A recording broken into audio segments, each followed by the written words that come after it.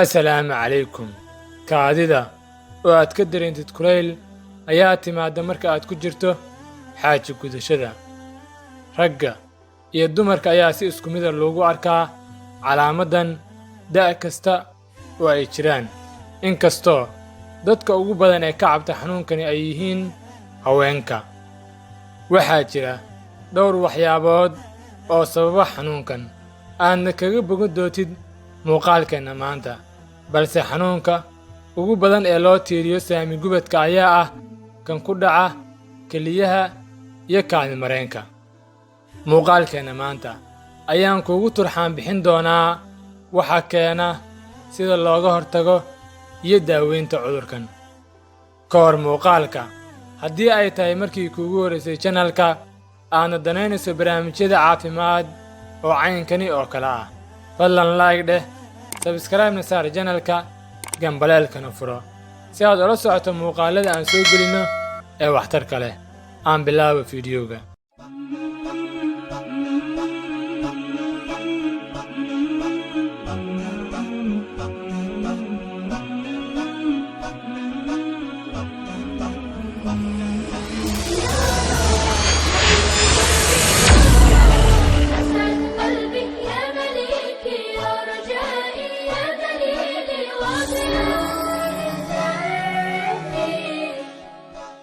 ugu horeyn, haddii aan qeexo, kaadi gubadka ayaa ah inaad kulayl ama xanuun aad dareento mar kasta oo aad u fadhido saami, da' kasta oo ay yihiin ragga iyo dumarkaba.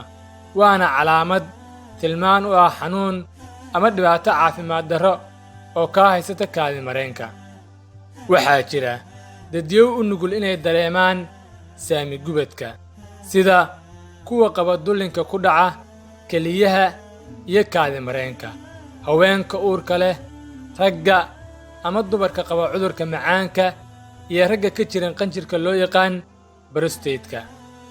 calaamadaha lagu garta xanuunkan ayay ka siman yihiin ragga iyo dumarkaba, waxayna noqon karaan kaadi kulayl ama cuncun kaadida la socda goortii ay soo dhaafayso xubinka taranka oo ay leeyihiin ragga iyo dumarkaba. xanuunka ama kulaylka ayaa imaan kara kaadida inta ay socoto iyo kadib kaadida. haddii uu yimaado xanuunka kaadida inta ay socoto, waxa uu caddayn u yahay xanuunnada infekshanka ah ee ku dhaca marinka saamiga. balse kaadida kadib, haddii uu qofku xanuunkani dareemo, waxay muujinaysaa in dhibaato caafimaadi ay ka jirto qanjirka ragga ama kaadi haysta ragga iyo dumarkaba. haweenka ayaa gubashada ka dareemi kara bannaanka marinka kaadida iyo gudihiisaba.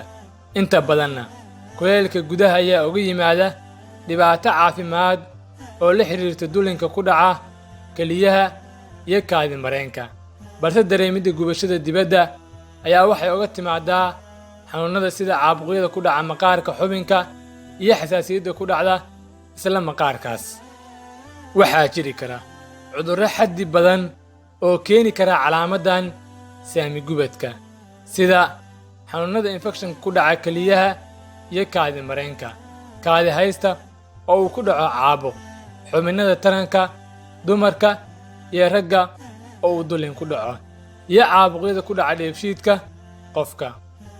baaritaan ahaan, mar kastoo aad dareento saami gubad, waxaad u baahan tahay inaad tagto goob caafimaad si lagaaga daaweeyo calaamadani ka timaadda dhowrkii meelood ee aan soo sheegay.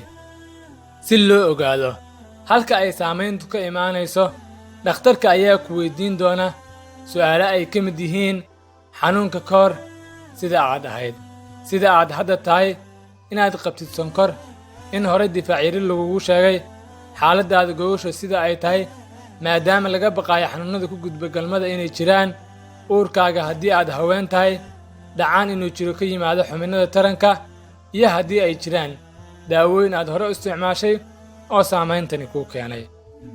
su'aalahan ayaa noqon doona kuwa dhakhtarka u sahla inuu helo halka ay caafimaad darradu ka imaanayso.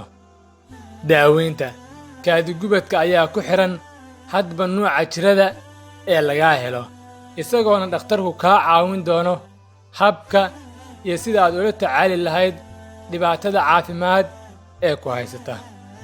ugu dambayn, si aad uga cararto ama aad uga fogaato dhibaatadan, ayay kula gudboon tahay inaad qaaddo tallaabooyin ay ka mid yihiin cabidda biyo badan maalinkii, aadna gaarsiiso ugu yaraan 3 litir ama ka badan oo biyo ah. haddii ay ku qabato kaadi, inaad sida ugu fudud u gasho suuliga si aysan kuugu daahin. sidoo kale waxaad kaloo kaga hortagi kartaa dhibaatadan caafimaad adigoo si fiican isaga nadiifsid kaadida mar kasta oo aad saami tagto. muuqaalkeena maanta intaas ayuu ku egyahay daawade. haddii aad ka heshay muuqaalka, fadlan like saar, hana iloobi inaad subscribe saarto channelka, gambaleelkana aad furato. commentiskana igu reeb haddii aad rabtid muuqaaladani oo kale. fiidiyowga inoo xiga insha Allah.